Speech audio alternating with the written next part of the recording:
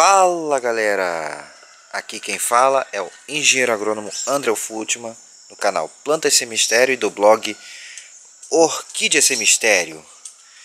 Bem gente, hoje aqui eu vou falar sobre manjericão, que é o nosso queridinho das hortas, é um dos nossos maiores queridinhos, certos? Então vamos lá? Pois bem galera, então vamos ao nosso manjericão. Bem, para quem não conhece, esses aqui são pés de manjericão. Vocês estão vendo que são três variedades diferentes. Esse aqui, para quem não conhece, é o manjericão limão. Infelizmente no vídeo não tem como mostrar o cheiro para vocês, porque ainda não inventaram uma filmadora que filma cheiros. Mas ele tem um cheiro característico cítrico, diferente de outros, muito saboroso, muito cheiroso. E esse aqui, gente, é o comum, é o manjericão mais comum, certo? Ele tem aquele cheiro maravilhoso, tradicional. E esse aqui é o manjericão roxo, é uma das variedades de manjericão roxo que também tem um cheiro muito agradável. Pois bem, e aqui ó, temos mais duas variedades de manjericão ó, que eu ainda vou semear. Esse tem uma folha grande, muito gostoso, esse aqui é muito forte cheiro, muito bom. E esse aqui é o toscano folha de alface, que eu vou plantar pela primeira vez. Esse aqui eu já cultivei muito. Hoje em dia faz tempo que eu não planto, mas vou plantar novamente. Ele é muito bom, gente. E tem outras infinidades de variedades de manjericão. Então, eu vou estar colocando aí detalhes, falando, né, botando por escrito aí sobre a sua espécie, o nome e tudo mais, gente, para vocês. E agora o que importa aqui é como cultivar essa planta maravilhosa, certo, gente? Vamos lá?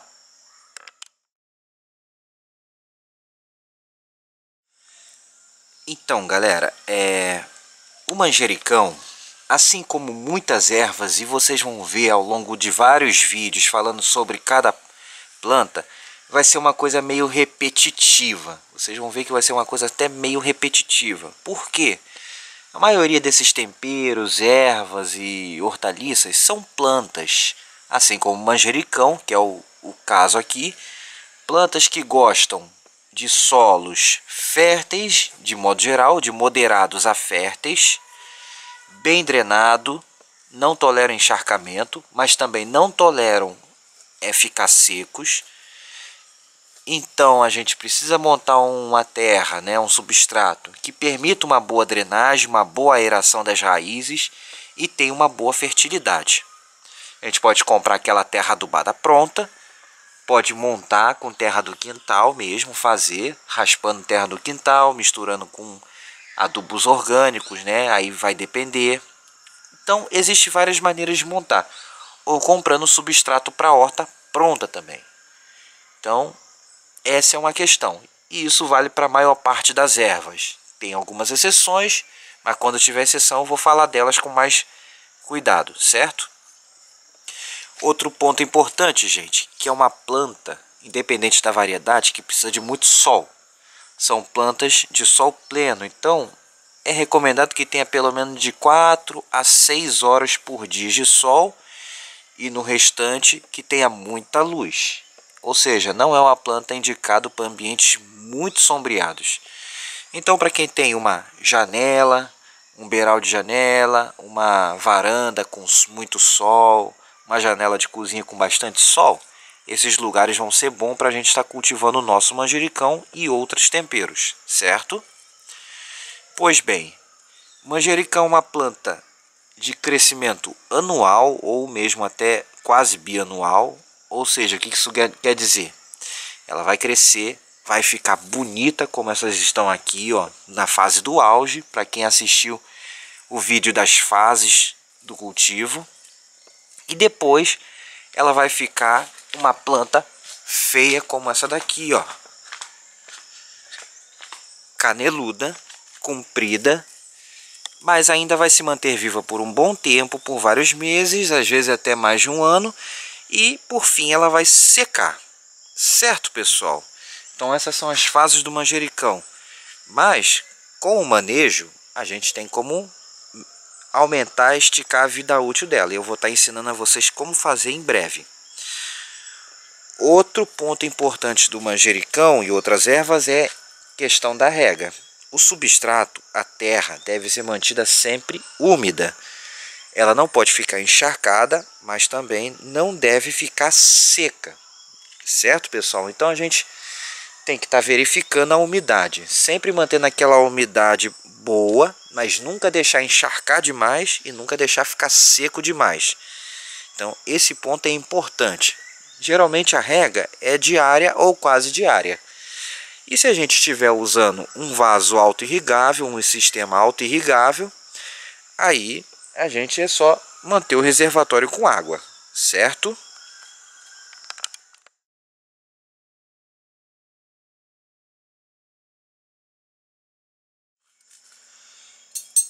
Pronto, gente.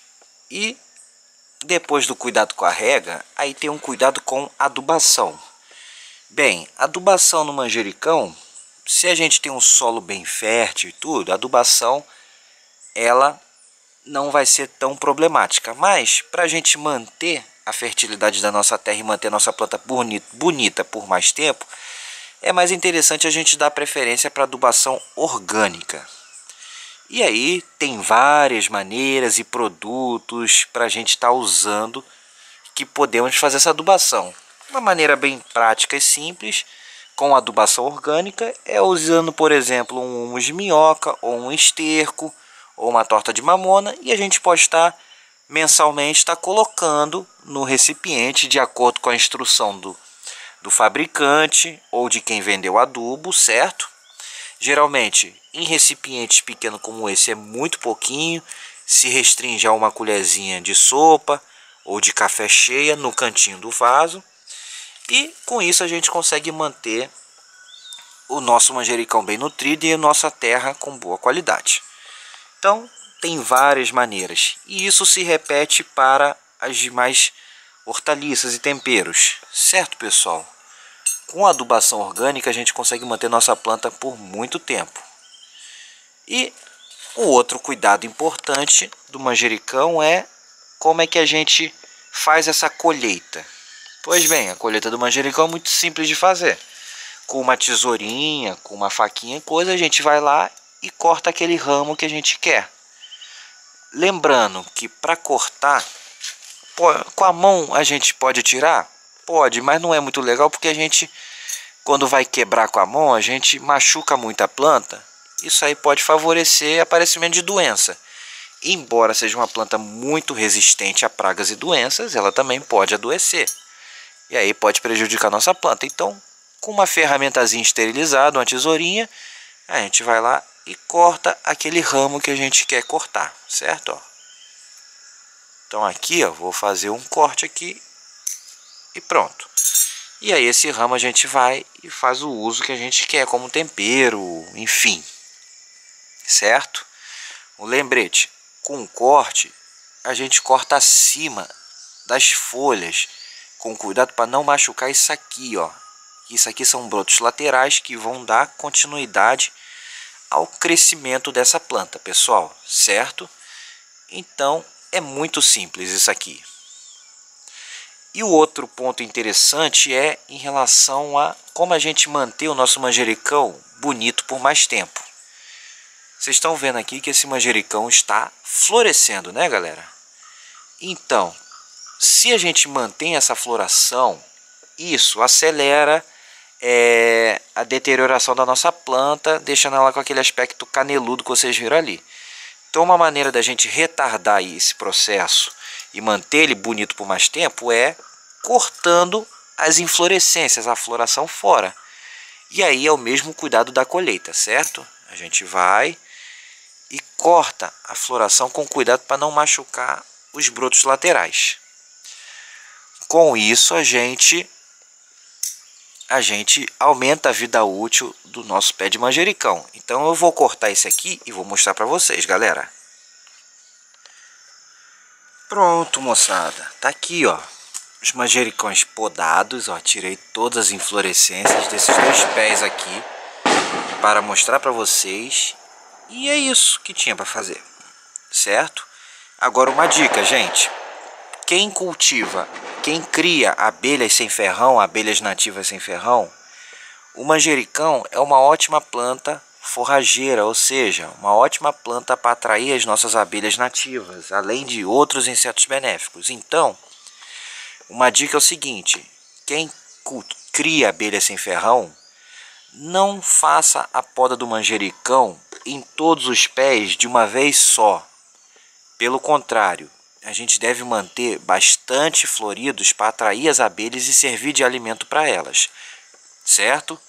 Então, o que a gente pode fazer para manter os nossos pés saudáveis? A gente pode fazer uma poda programada, rodando, ou seja, a gente vai escalonar isso. A gente corta alguns pés, faz a poda de alguns pés e quando então esses pés começarem a florir novamente, aí a gente vai e poda os outros. Assim a gente vai ter sempre floração abundante para as nossas abelhas.